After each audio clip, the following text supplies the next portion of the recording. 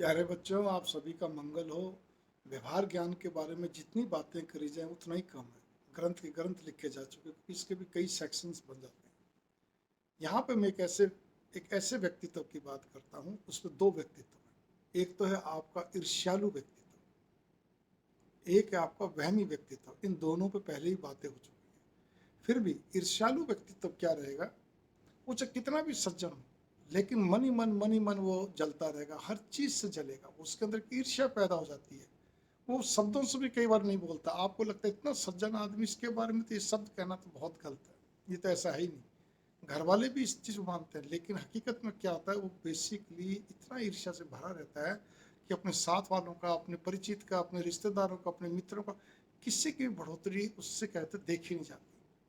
ठीक है ना, बस वो ठीक है, चुपचाप लगा रहता है। अच्छा, उसके कहीं हित के अंदर थोड़ा सा भी आगे पीछे हो, चाहे भले ही क्या कहते हैं उसका कोई भी मित्र परिचित रिश्तेदार, उसके हित में कोई बाधा नहीं है, लेकिन उसको उस व्यक्ति से, अपने मित्र परिचित रिश्तेदार से वो हित लेना है। अब वो नहीं दे पा रहा है, उसकी कोई मजबूरी है, या उसको समझ में भी नहीं आ रहा है कि चाह क्या रहे हैं, तब उसी के अंदर फिर उनका रूप दूसरा पैदा होता है। ऐसे लोग बड़े अंदर अंदर कुंठित होते चलते हैं। मौका मिलने पर डसने से भी नहीं चूकते हैं। यहाँ डसने का मतलब कोई ना कोई हमारे लिए बाधा खड़ी कर देते हैं, छोटी बड़ी जैसा भी कुछ हो, और मन ही मन खुश रहते हैं। मतलब ये लोग गेम खेलते हैं पर्दे के पीछे से। इनको समझने के लिए आपको बहुत गहराई से पारखी होना जरूरी है। इस बात पे गौर कर लीजिए। इसी प्रकार से जो वहमी व्यक्ति होते हैं, उनका भी एक सबसे बड़ी समस्या रहती है। आपको बहुत सज्जन व्यक्ति मिल जाएंगे, ऐसे बढ़िया, खूब हंसी मजाक करने वाले, बातचीत करने वाले, सब कुछ, लेकिन उनके साथ ये है कि आप कहीं भी जाएंगे तो केवल सिवाय शर्मिंदगी के आपको कुछ नहीं मिलना। आपके अपने ही परिचित आपको क्या कहते हैं, बाकायदा उंगली उठाएंगे, भाई तू किसको लिया है, ये तो बता दे। ये तो हमारी जान खाने को तैयार रहता है हमेशा ही।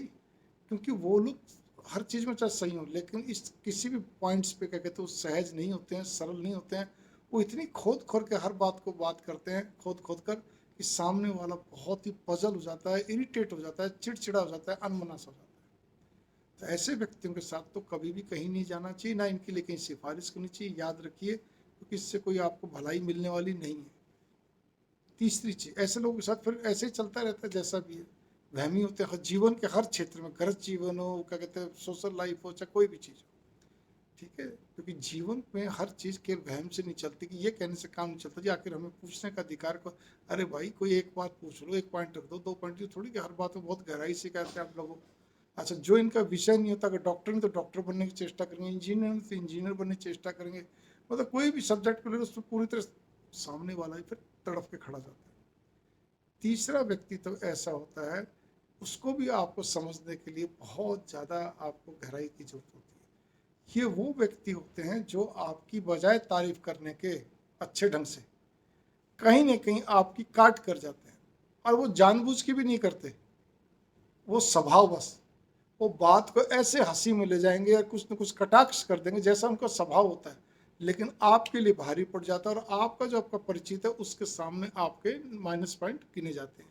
आपको, आप एक प्रकार से, वो तो उसके प्रति तो नेगेटिविटी भाव आएगी कि तो नेगेटिव व्यक्ति है, जिसके साथ आप गए, जिस मित्र के साथ या रिश्तेदार के साथ, लेकिन आपकी भी क्या कहते हैं शोभा जो है ना कम हो जाती है।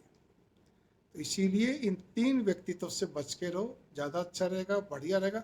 एक चौथे और व्यक्तित्व होते हैं, वो व्यक्तित्व, इसमें पहले तीसरे पॉइंट पे इतना जुड़ना चाहता हूँ, जबकि होना ये चाहिए कि जो वो जिस व्यक्ति के साथ जाता है, या उसको कम से कम अपने मित्र के, अपने रिश्तेदार परिचित खूब अच्छी तारीफ करनी चाहिए।